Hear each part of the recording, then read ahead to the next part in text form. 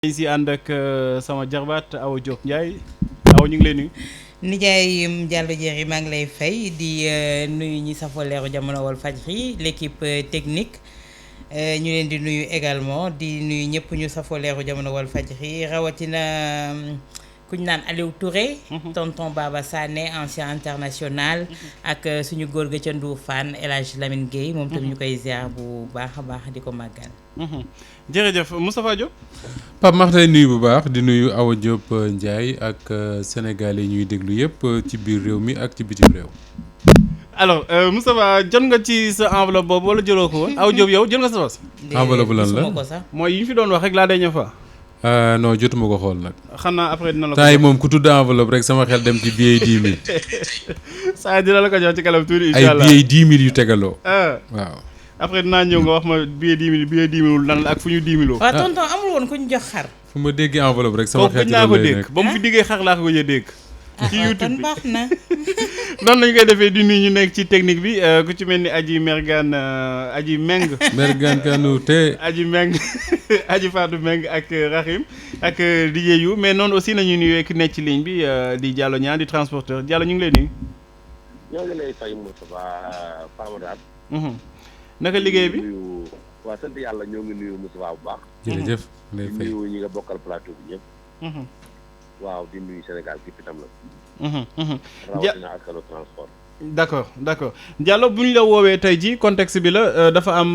mi ngi mel ni information bi dafa évoluer parce que CEDEAO bi nga xamante ni dafa jëloon ay sanctions tegoon ko ci réewu Mali da ko mujj yëkkati sanctions économiques yooyu tey jii ngeen nekkoon ay transporteurs yàggoon di dénoncer li nga xamante ni moo nekkoon en tout cas sanctions économiques yi ñu tegoon ci kaw Mali tey boo leen déggee ni CEDEAO yëkkati na sanctions yooyu lan mooy seen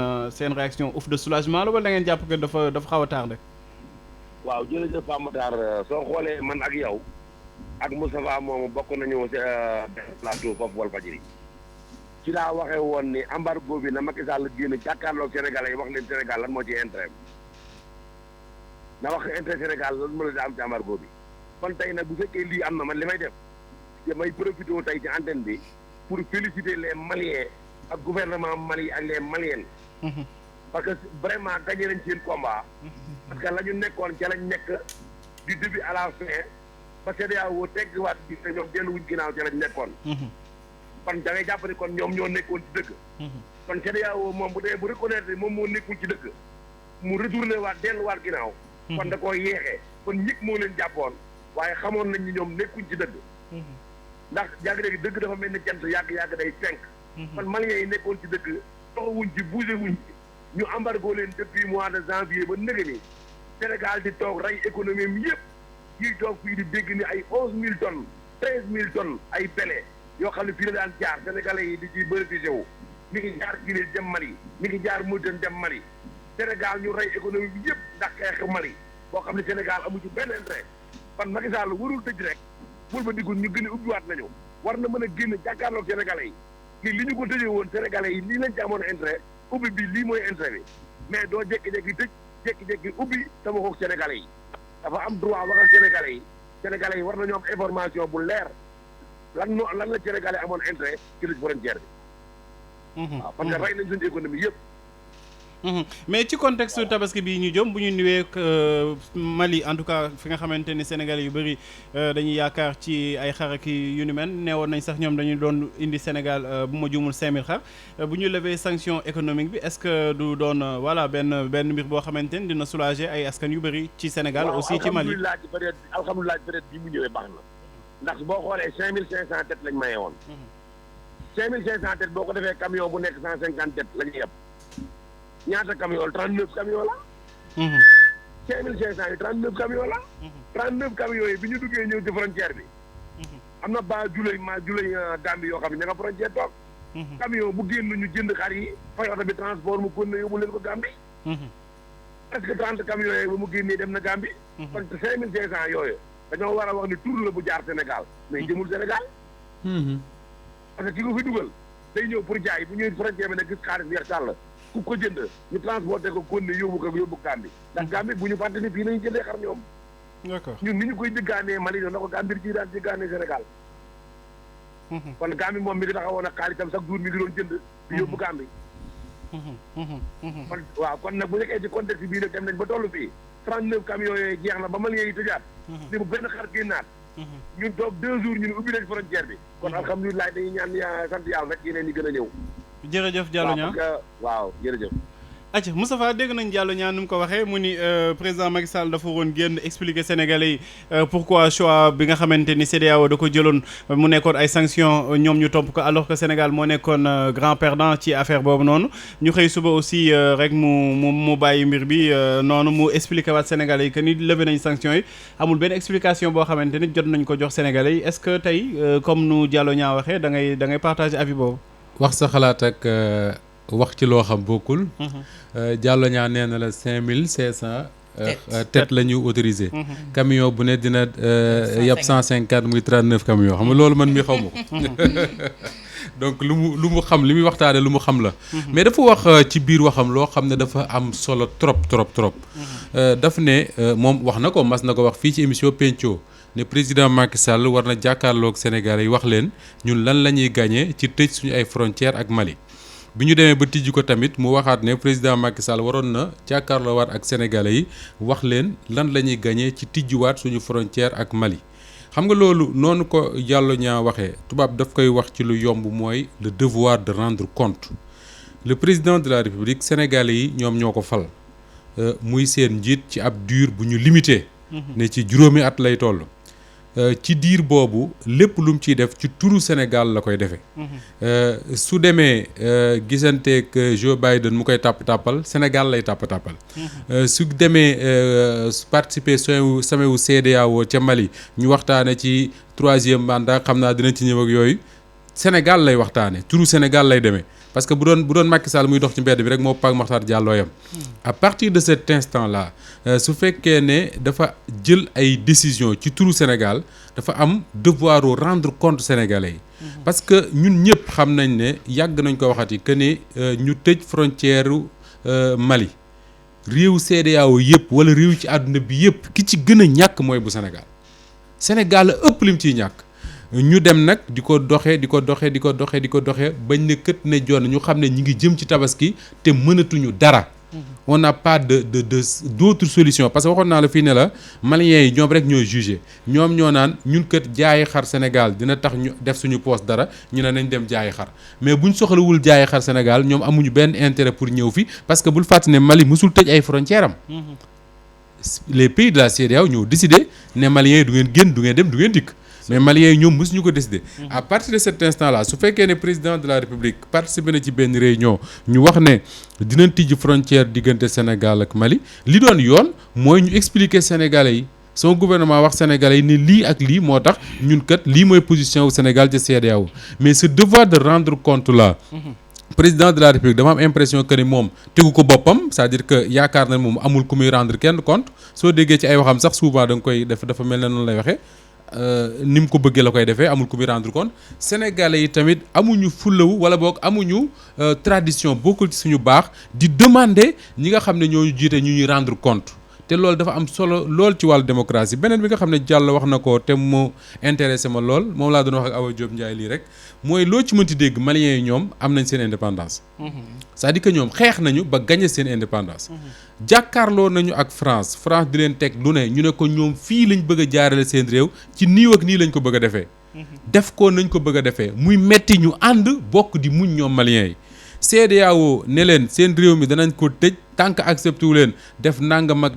nangam ñu ne ko duñu ko defee noonu nii lañ koy defee. jàpp fa ñu jàpp muy metti ñu ànd di ko muñ ba CEDEAO deltu ginnaaw loolu li muy tekki mooy gis nga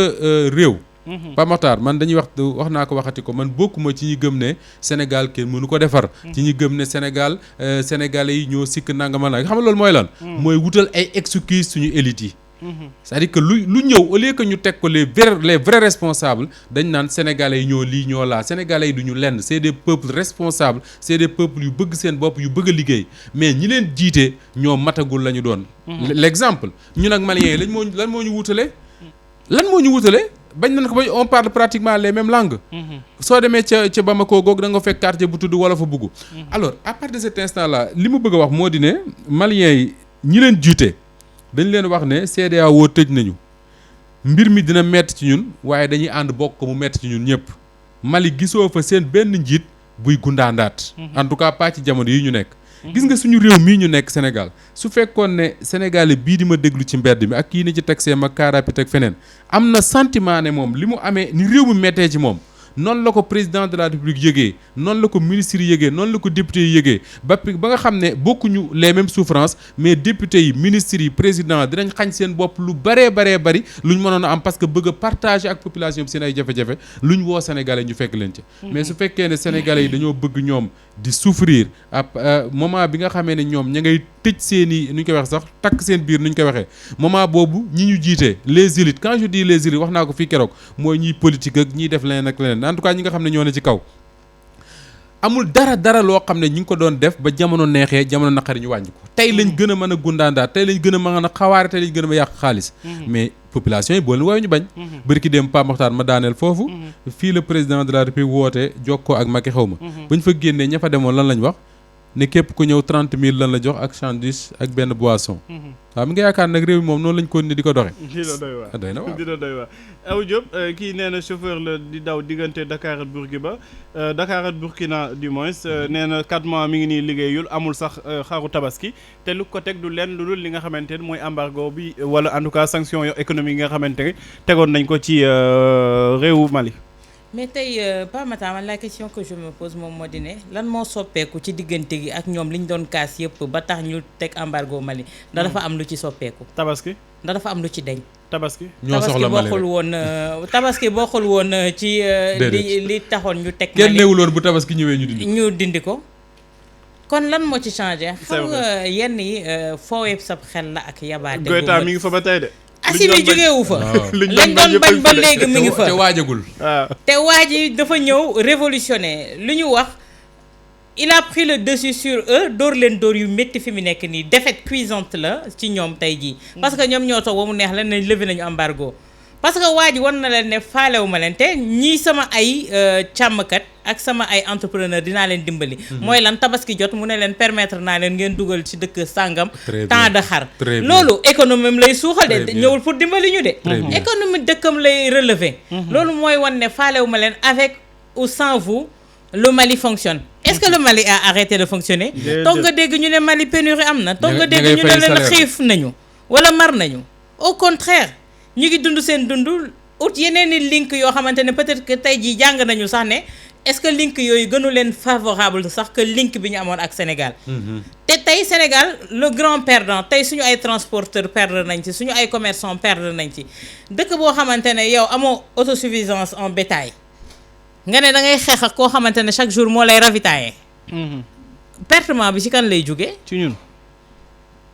tey jii ñu ngi nii en peine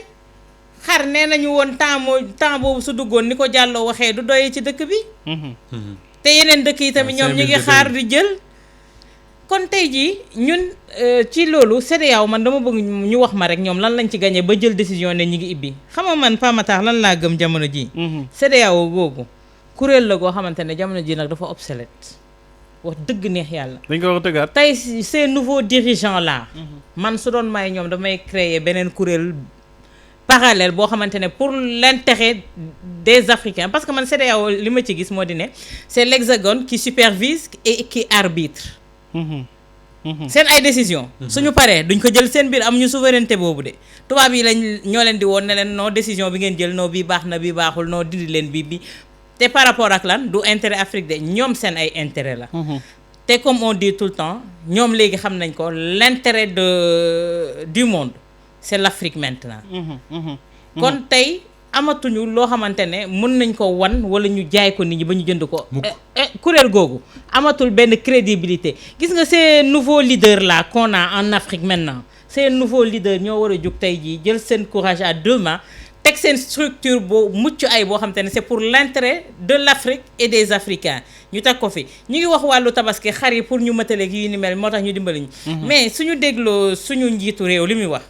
moom noppee na ak ñun de pare na ak ñun de ndax li mu leen wax keroog ba muy jokkoo ak Macky tamit ci la ko waxaale li mu leen wax moo di ne ku am ku sa poos yam ak xaru 50 000 xaru 50 000 nga jënd ko. xaru 50 000 amul fenn. ku sa poos yam ak xaru 80 000. mbokkamu 50 000 bi muy wax loolu si laa xam ne kon kii est-ce que xam na carrément les réalités ndax su demee bay tudd ay xaru 50 000 ay xaru 80 000 francs. vraiment xam na ne loolu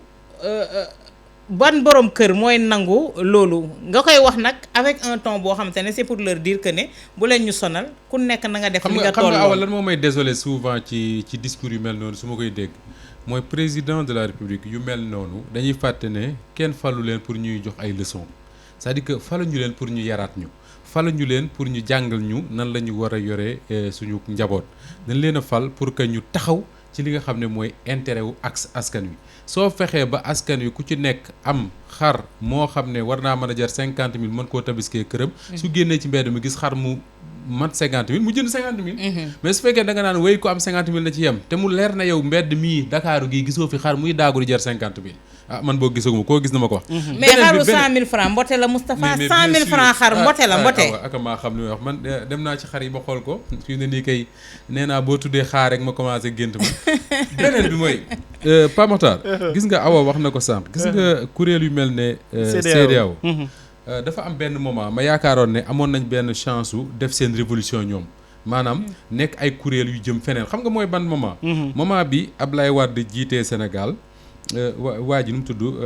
ki nekkoon Nigéria Olusegun Obasanjo nekkoon Nigéria xam nga ñooñu c'est des présidents yoo xam ne malgré leur âge et tout amoon nañ benn genre décomplexé bu ñu amoon ak tubaab yi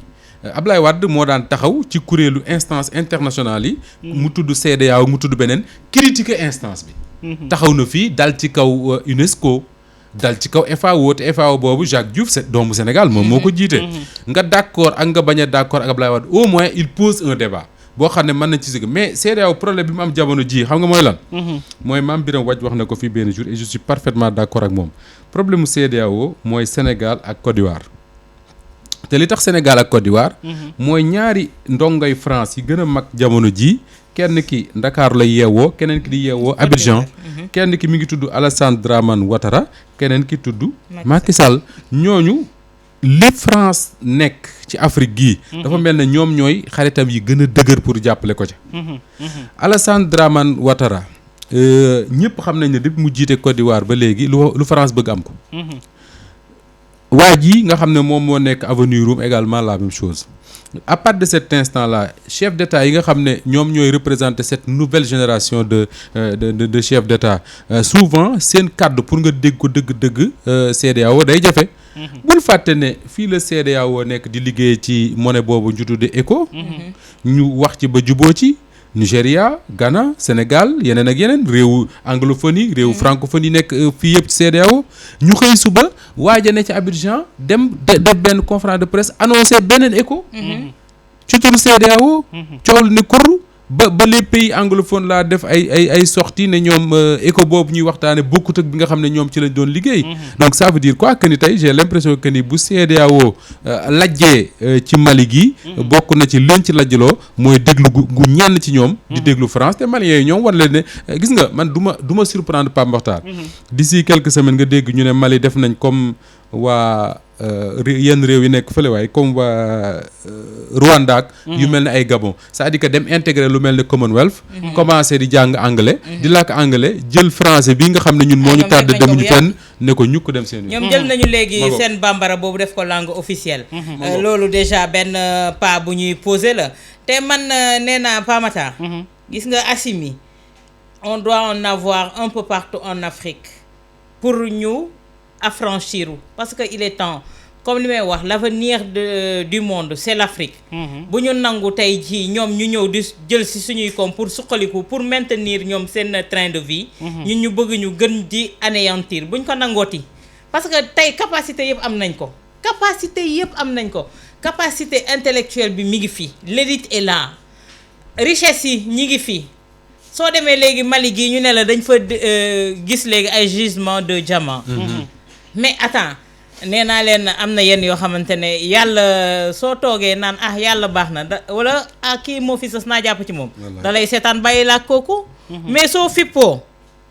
yàlla si boppam moo bëgg kuy fippu soo fippoo jàpp ne am yàlla yàllaay buur ñàkk yàlla yàllaay buur doyloo ko wóolu ko je te jure yàlla dala ci fekk si ñoom bi ñuy jël seen indépendance di fippu nii xamoon nañu ndax jamaa ma nga fa. déedéet ne Mali wowoon na wow boo xamante ne seen sol également c'était pas favorable à la culture. mais tey ji ñu toog fippu jël seen matuwaay. jamaa feeñ fa. loolu mooy ne dañu wóolu yàlla doyloo ko ne lu am yàlla la te yàlla moo bëgg kuy fippu. gis nga yàlla moo njëkk sonné la révolution. donc on doit suivre.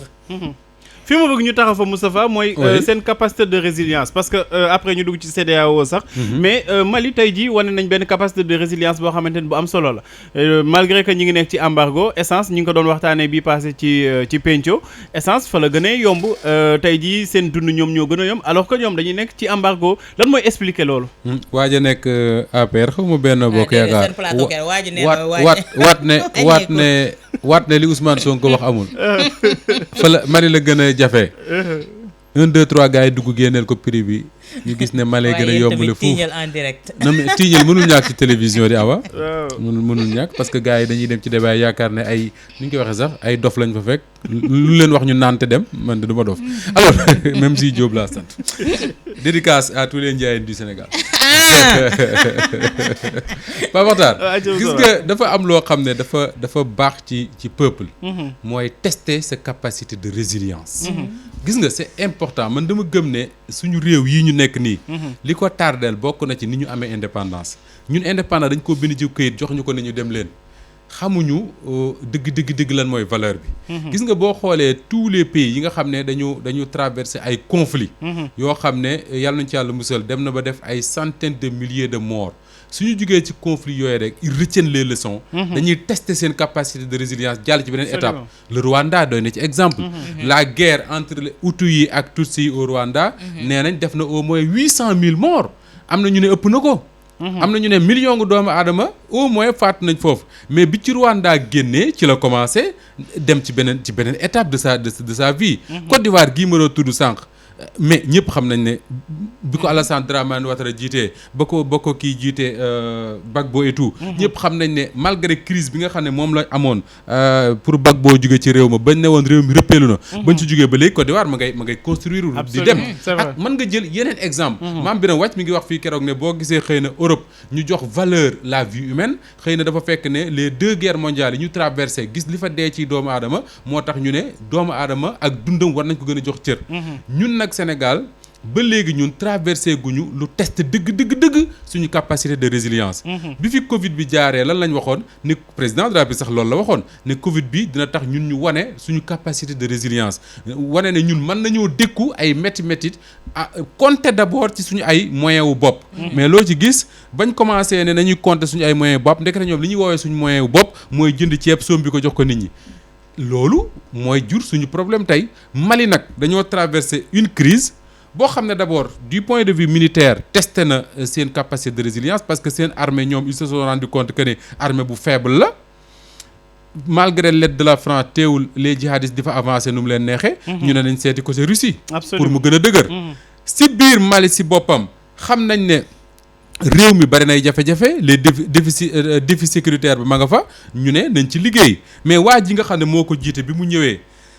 CEDEAO rendre ko service man dama yaakaar ne CEDEAO daf ko rendre service mooy lan mooy au lieu que ñu jéem a dem négocier ak moom ngir mu rendre pouvoir nu mu gën a gaawee joxaat ko des civils ñu ne ko léegi dañ koy tëj ràpp biñ ne koo dañ koy tëj ràpp les Maliens seen bopp ñoom ñooy sentir ne jot na nag ñoom ci seen bopp ñu xool comment faire pour dund sans compter sur les autres te loolu on donne l'exemple du Mali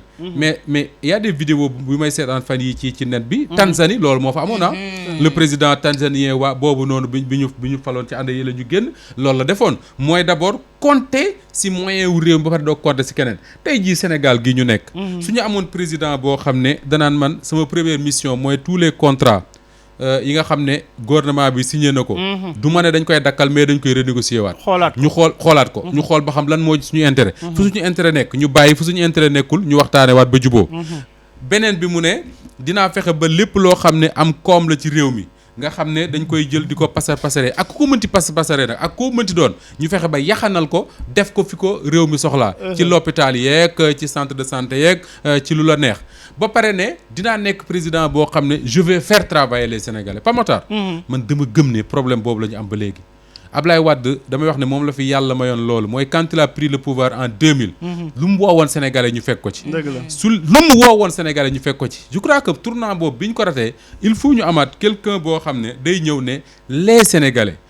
dinaa nekk quelqu'un boo xam ne fu ma leen woo ñu fekk ma fa. ñuy liggéey ak man. mais su ma gisee par exemple ñu ne